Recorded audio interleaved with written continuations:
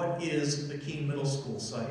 And what it is one of the oldest. I mean, there is no site in New England that is older than this one. So maybe it is the oldest archaeological site in all of New England. Now, archaeologists are people who dig archaeological sites and find artifacts, but really what we are is we're scientists who study people.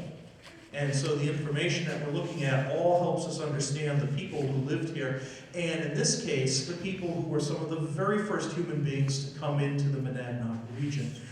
So that's what the Keene Middle School site is.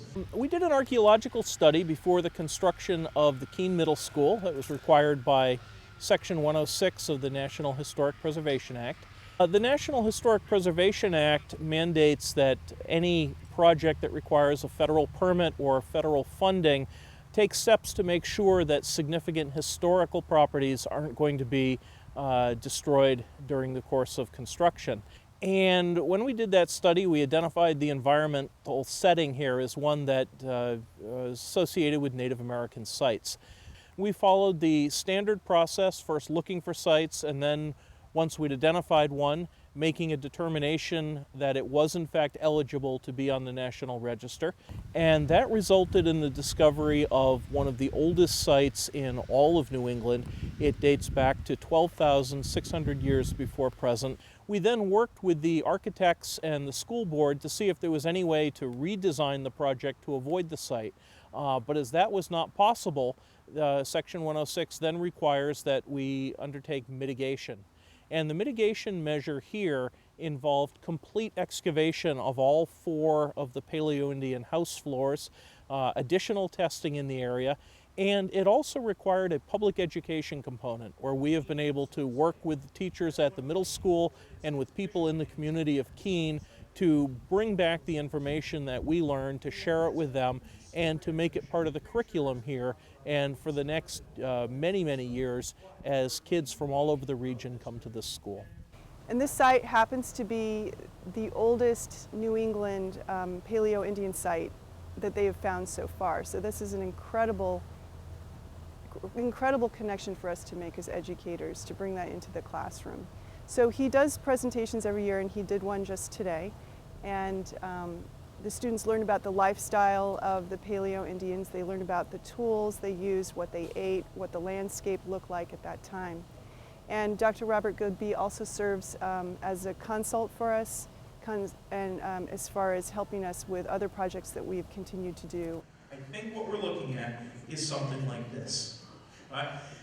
These are Inuit or Eskimo people from northern Canada. This picture was taken about 100 years ago or so. These are people who hunted caribou. They lived in small family groups, and they would move around from time to time or from season to season, and a lot of times they lived in skin-covered tents. You see the hole in the tent? That's because there's a fire right in the middle of it. And people would work around the fire and sleep around the edge of the tent. Because think about what it was like to live in a group like this. Think of what it was like to live here when the weather was really cold at the end of the Ice Age, and you're in this small tent with your mother and father and probably a brother and sister or two. Boy, that would get irritating after a while.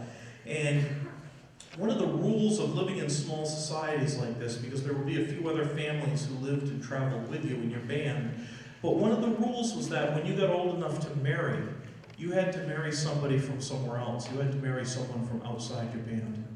And so what that does is it means that you have relatives all over the region.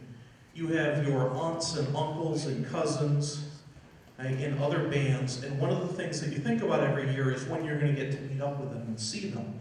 And just like when you go and visit your family now, if you haven't seen them for a long time, you usually bring gifts. You bring something nice. And if you're living where the really nice stone is, and you're traveling to see some of your relatives, you'll bring some of that really nice stone.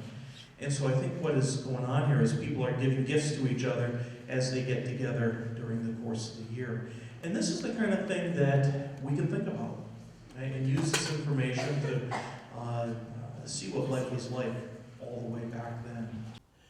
So what we found here were concentrations of artifacts showing where 4 houses, probably skin-covered tents, had been set up. In each one of these concentrations, there was one spot where there were burned animal bones showing where a fireplace had been. And all around that, a variety of tools showing that people here were working with animal hides, they were doing woodworking. They were basically making other tools and getting ready, I think, for the next season's hunting and work. Because as far as we can tell, everything was happening indoors. We think this was a wintertime site. And almost 13,000 years ago, the winters would have been cold and snowy, and so people are hunkering down here, getting through the very worst of the winter. Among the animal bones we had pieces identified as caribou and also as otter, dating to the end of the Ice Age and what we call the paleoindian period, showing that they were using animals from the Ashwillet River, which almost 12,000 years ago was running right by the edge of this site. So when we found out that they had found artifacts and they would be doing a full-scale archaeological dig in the site that our new school would be built, we were really excited to hear more about it.